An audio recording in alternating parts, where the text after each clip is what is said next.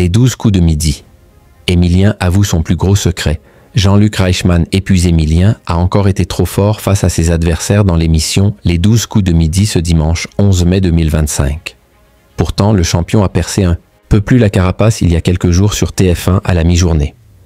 Émilien, au cours de l'émission Les 12 coups de midi, a affronté de nouveaux adversaires ce dimanche 11 mai 2025 sur l'antenne de TF1 à la mi-journée. Le champion est donc resté sur ses appuis et a réussi à aller jusqu'en finale. Cependant, ce dernier, après avoir demandé à la production de couper un passage, n'a pas rempli le contrat pour réaliser un coup de maître.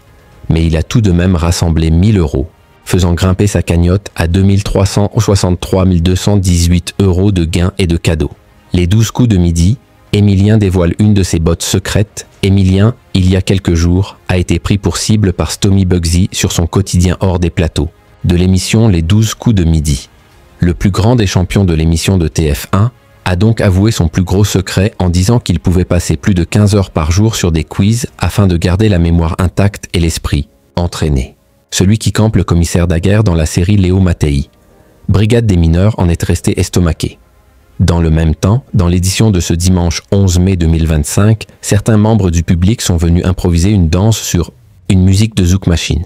Jean-Luc Reichmann a feint la fatigue en disant que cela faisait du bien de faire du sport en ce dimanche. Il était donc épuisé de voir tous ces gens en super forme. Les 12 coups de midi en tête sur TF1 dans le même temps, l'édition de ce dimanche 11 mai de l'émission Les 12 coups de midi a réuni 3,22 millions de personnes entre 11h55 et 12h45, soit 34,6% de part de marché auprès des 4 ans et plus. Le jeu a atteint jusqu'à 4,2 millions de personnes dans les dernières minutes de l'émission.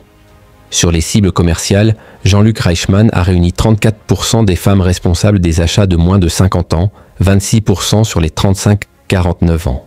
Sur les jeunes, le jeu a fait le plein avec 49% sur les 15-24 ans et 27% sur les 4-14 ans.